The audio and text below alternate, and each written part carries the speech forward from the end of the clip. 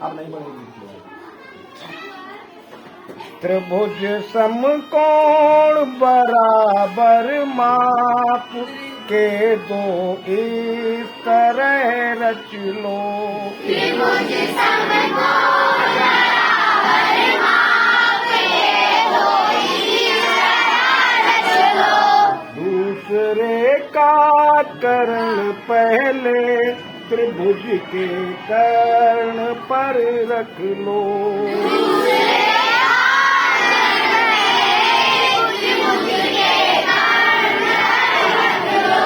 आकृति प्राप्त होगी आपको फिर एक आयत की।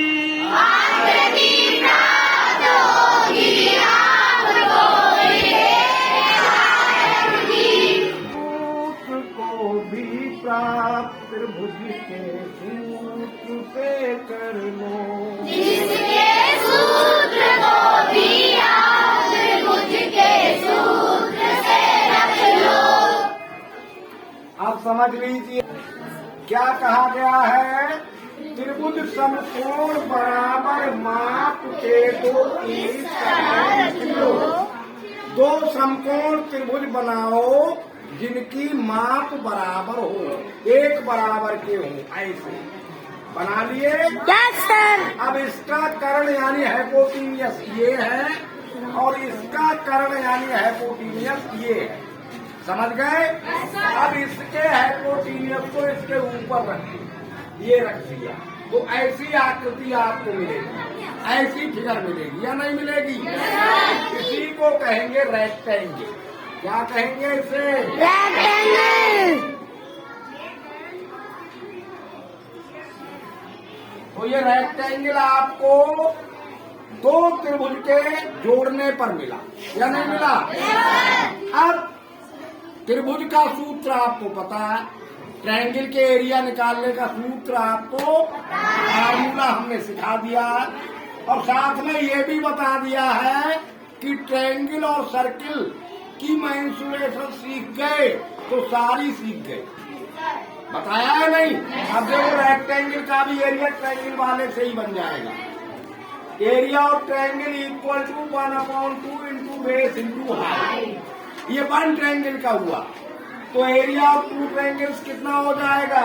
2 से मल्टीप्लाई कर दो। 2 into 1/2 into base into height, यानी area of rectangle equal to हो गया बेस इंटू हाइट। अब बेस है लेंथ के बराबर, नहीं समझे, और हाइट है ब्रीथ के बराबर, यानी बेस बराबर लेंथ है और हाइट बराबर ब्रीथ है। तो area of rectangle equal to हो गया लेंथ इंटू ब्रीथ। अब जो कल हमने सिखा दिया है आपको उसका पूछेंगे, तब उसके बाद में बताएंगे। आपका गिफ्ट आ रहा है, गिफ्ट अभी गिफ्ट भी देंगे। आ जाओ भाई, गिफ्ट ले आओ जल्दी से। अगर बता दोगे तो गिफ्ट मिलेगा, नहीं बताओगे तो नहीं मिलेगा। What is the formula to find the curved surface area of cone? Correct answer लीजिए। Okay. What is the formula to find the total surface area of cone? ठीक, सही।